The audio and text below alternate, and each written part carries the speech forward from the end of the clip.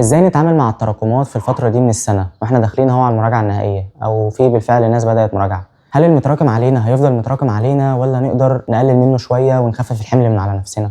ان شاء الله هنتكلم في الفيديو ده عن ازاي نتعامل مع التراكمات، واتمنى ان الكلام اللي هقوله يفيد اي حد بيسمعه يكون عايز بجد يخلص اللي عليه. الاول كده قبل اي حاجة حابب اتكلم عن فكرة، هل انا لو بدأت اشد دلوقتي ممكن اتساوى باللي شد من قبلية او من بداية السنة؟ الاجابة ممكن جدا تتساوى بيه. طب هل ده عدل؟ عدل. بص، الوقت اللي فات من اول السنه لحد دلوقتي اللي انت ضيعته او كنت تايه فيه او حتى كنت بتعمل فيه حاجات بعيده عن المذاكره، فده كان جزء من رحلتك. انت كان مكتوب لك تعمل اللي انت عملته ده، ما كنتش مش هتعمله وهتذاكر، لا هو ربنا كان كاتب لك انك في الفتره دي هتعمل كذا، اللي هي بقى حاجه حلوه، حاجه وحشه، او حتى حاجه ملهاش لازمه. المهم ان كان مكتوب لك تعملها في الوقت ده، ما كنتش مش هتعملها وهتذاكر، فاهمني؟ ولكن ربنا كاتب لكل واحد فينا بيحاول يصلح من نفسه لحظة تغيير، لحظة هو فيها سلوكه بيتغير وبيبدأ يعمل الصح بعد ما كان بيعمل حاجة غلط. لأن خلي بالك مش كل الناس بتدخل تشوف فيديوهات عنوانها ازاي ألم اللي ورايا، ازاي أتخلص من التسويف، ازاي أذاكر وأعمل اللي عليا. مش كل الناس. مجرد إنك بتسمع الكلام ده معناه إن جواك حاجة عايزة تتغير، وده في حد ذاته نعمة كبيرة. طب واللي ذاكر من اول السنه يقول لي طب انا اتعب من اول السنه ويجي حد شد في الاخر يتساوى بيا؟ هقول له لا يا صديقي، هو مش هيتساوى بيك. انت شخص بتعمل اللي عليك من اول السنه، بقالك شهور بتتعب وبتسعى ومشيت بخطوات اهدى، فهو اكيد مش هيتساوى بيك. انت ربنا كاتب لك ان في الفتره دي انت هتسعى وهتشتغل وهتعمل اللي عليك، فتعبك ده وسعيك ده عمره ما هيضيع عند ربنا، وربنا هيختار لك الافضل ليك اللي انت هتبدع فيه وهتكون مصلحتك فيه، لان انت شخص عملت اللي عليك واخدت بالاسباب، وهو ده اللي ربنا امرنا بيه. المغزى من كلامي في النهايه، الناس اللي بدات بدري والناس اللي بدات متاخر ما تقارنوش نفسكم ببعض، لان كل واحد فيكم له طريقه ونصيبه واللي ربنا كاتبه ليه، واللي هو مهما عمل مش هيقدر يغيره. اللي بدا متاخر لو صدق في ال3 شهور اللي جايين هيعمل فرق حقيقي. المجموع في الاخر رزق، بس السعي واجب، وربنا امرنا ان احنا نعمل اللي علينا لحد اخر وقت. فاللي بدأ بدري كمل، واللي لسه هيبدأ ابدأ دلوقتي، وبلاش مقارنات. كل واحد ليه طريقه وليه لحظة صحوته. طيب هنعمل ايه علشان نلم التراكمات؟ اولا كده هكلمكم عن اهمية ان يكون في خطة واضحة ليكم. انت لو مش عارف انت هتتحرك من مكانك تروح على فين، انت عمرك ما هتتحرك، هتفضل ثابت مكانك. انما لو في طريق واضح قدامك مرسوم، عارف انت هتبدأ منين وازاي ورايح على فين، ساعتها انت هتتحرك وهتكون عارف ايه هي وجهتك.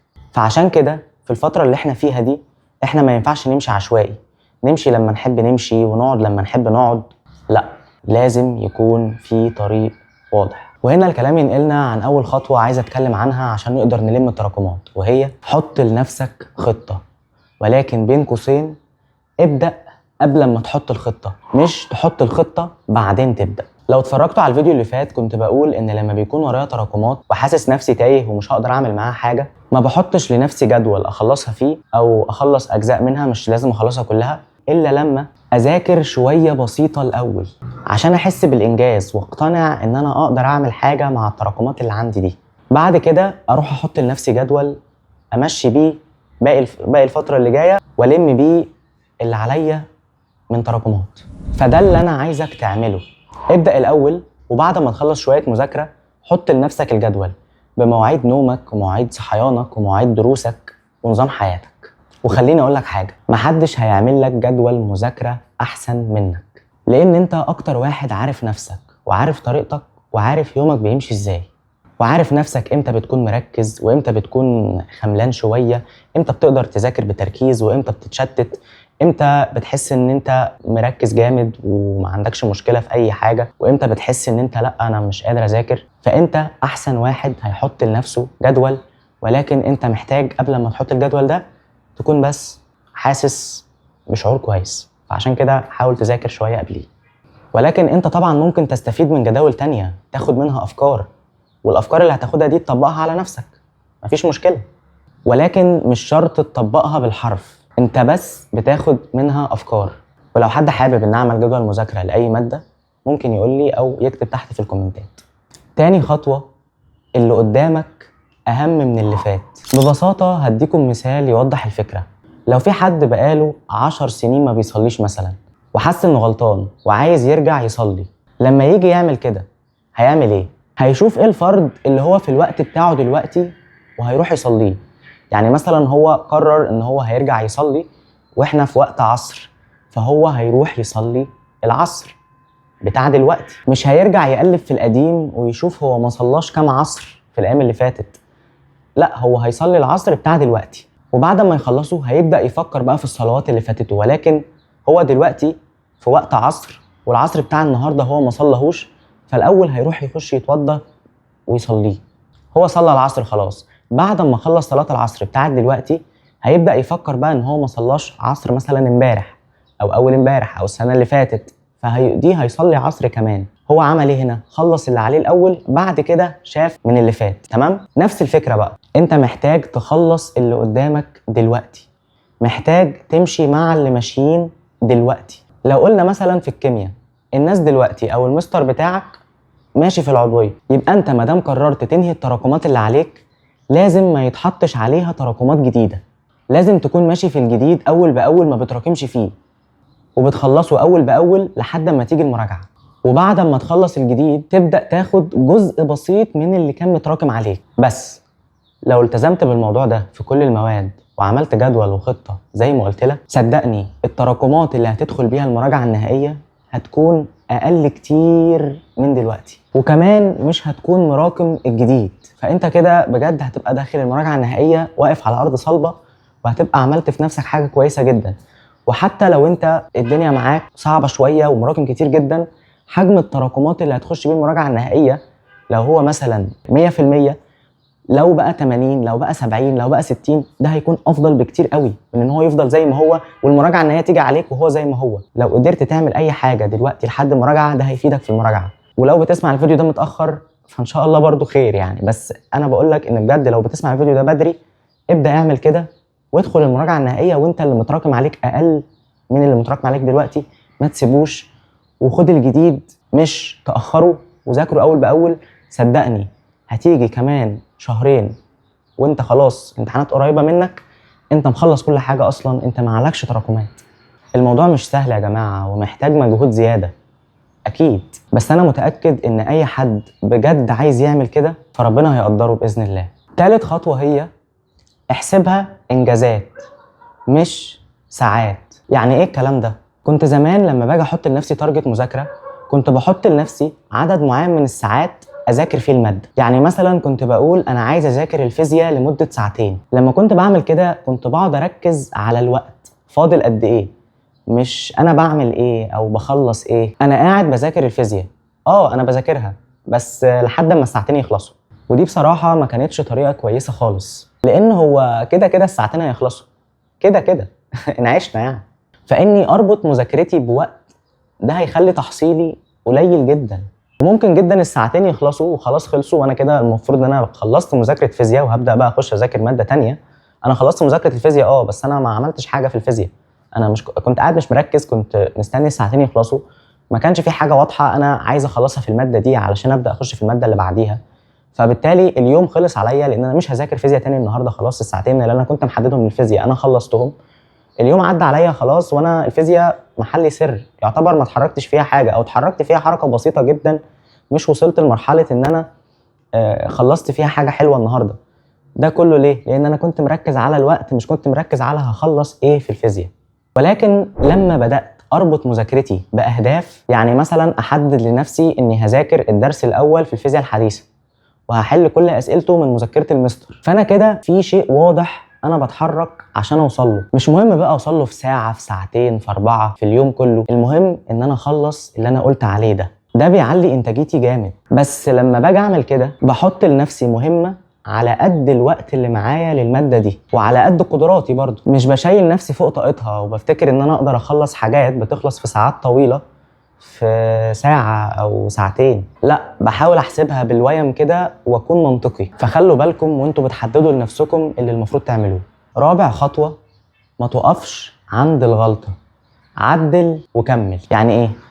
يعني وارد جدا تحط لنفسك هدف معين تخلصه وتلاقي نفسك ما قدرتش تخلصه، أو حاجة معينة تعملها وتلاقي نفسك ما عملتهاش. مش عايزك تقعد تزعل انك ما خلصتش الهدف اللي انت حطيته ده، مش عايزك تقعد تزعل انك ما عملتش الحاجة دي، لا، حاول تشوف انت ليه ما خلصتهاش، انت ليه ما عملتش الحاجة اللي انت كنت عايز تعملها، ايه السبب؟ هل كسل؟ هل هدف مش واقعي؟ هل حصلت حاجة خارجة عن ارادتك هي اللي خلتك ما تقدرش تعمله؟ حدد السبب وشوف الحل وعدل منه المرة الجاية وكمل. يعني مثلا انا ساعات بقول لنفسي هنام 6 ساعات بس النهاردة، والاقي نفسي نمت 8، فبصحى زعلان ان انا نمت ساعتين زيادة. بقعد قد ايه زعلان بقى؟ بقعد مثلا ساعة زعلان. يبقى انا قعدت ساعه زعلان ونمت ساعتين زياده عن اللي انا كنت محددهم لنفسي، يبقى انا كده ضيعت 3 ساعات. يبقى انا كده عملت ايه؟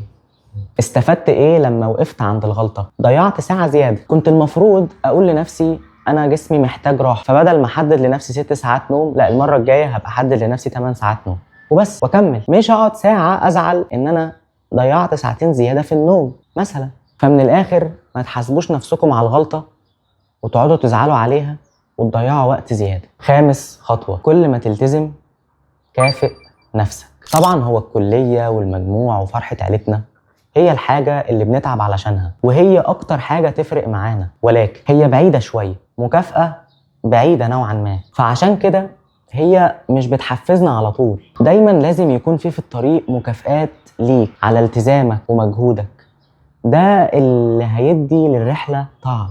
حتى لو مراكم، ادي لنفسك مكافأة، حاجة بتحبها أو حاجة بتحب تعملها. أنا عن نفسي بحب الأفلام، لما بحس إني ملتزم وعامل اللي عليا في اللي ورايا بروح أتفرج على فيلم، بجد ساعتها الإحساس بيكون مختلف وبكون مبسوط قوي، وبرجع تاني ألتزم وأعمل اللي عليا وأكون منتظر مكافأة تانية على التزامي.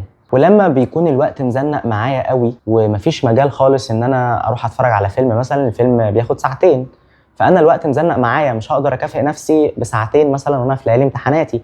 طب بعمل ايه؟ ما بروحش اتفرج على فيلم، في حاجات تانية بحب اعملها، في مثلا حاجه بحب اكلها فبروح اكلها. انا مش كنت هاكلها في العادي لولا ان انا التزمت او ذاكرت او خلصت اللي عليا النهارده، فرحت اشتريتها مخصوص او خليت مثلا والدتي تعملها لي مخصوص عشان خاطر انا استاهلها، عشان خاطر انا عملت اللي يخليني احصل عليها. فاحساسي حتى وانا باكلها الحاجه اللي انا بحبها دي هيكون احساس احسن بكتير قوي من ان انا باكلها كده بالصدفه او لقيتها قدامي كلتها. بجد هيكون احساس جميل جدا، وده عن تجربه. ومش لازم الحاجه اللي انت بتحب تعملها تكون بتاخد منك وقت. انتوا في ثانويه عامه او ناس يعني امتحاناتكم قربت، لو قلنا انها قربت قوي مثلا، مش في وقت تسجيل الفيديو، لو قلنا انها قربت قوي ومفيش مثلا مجال ان انت تروح تسمع حاجه تاخد منك وقت او تضيع عليك ساعه او ساعتين، ممكن تدي لنفسك مكافاه بسيطه ما تاخدش 5 دقائق او 10 دقائق، ولكن مبدا المكافاه ده مهم جدا وما ينفعش بجد ما تشتغلش بيه، لان هو الحاجه اللي هتخليك دايما حابب اللي انت بتعمل. مش حابب اللي انت مش شرط تكون حابب المذاكره، ولكن عارف ان من ورا المذاكره دي في نتيجه قريبه. مش لازم تستنى او مش لازم تكون فاهم ان النتيجه اللي من المذاكره هتكون هي النتيجه البعيده بس، اللي هو النتيجه والمجموع والكليه وفرحه اهلنا. مش دايما دي النتيجه الوحيده اللي احنا لازم نفكر فيها. ممكن نفكر في نتيجه قريبه تبسطنا وتخلينا قادرين نذاكر حتى ولو بنفس بسيط، بس بنذاكر بنفس. واخر حاجه اقولها لكم، خلوا دايما المكافاه تكونوا بجد عملتوا علشانها. يعني المكافأة ما تكونش على حاجة بسيطة، لا، يعني مثلا تكون مكافأة في آخر اليوم بعد مثلا ما خلصتوا كل اللي انتوا عايزينه في اليوم ده، أو مكافأة في نهاية الأسبوع بعد ما تكونوا خلصتوا اللي انتوا عايزينه طول الأسبوع.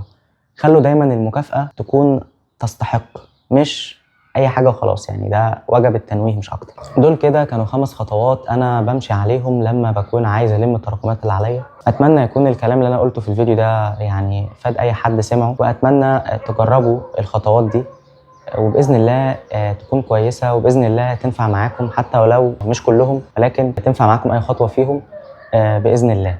الخطوات تاني بسرعة، هم كانوا 5 خطوات. أول خطوة، حط لنفسك خطة. تاني خطوة، اللي قدامك أهم من اللي فات. تالت خطوة، احسبها إنجازات مش ساعات. رابع خطوة، ما تقفش عند الغلطة، عدل وكمل. خامس خطوة، كل ما تلتزم كافئ نفسك. وبس، يعني ده كان الفيديو. ربنا يوفقكم ويبارك لكم في وقتكم وتحققوا كل احلامكم. سلام.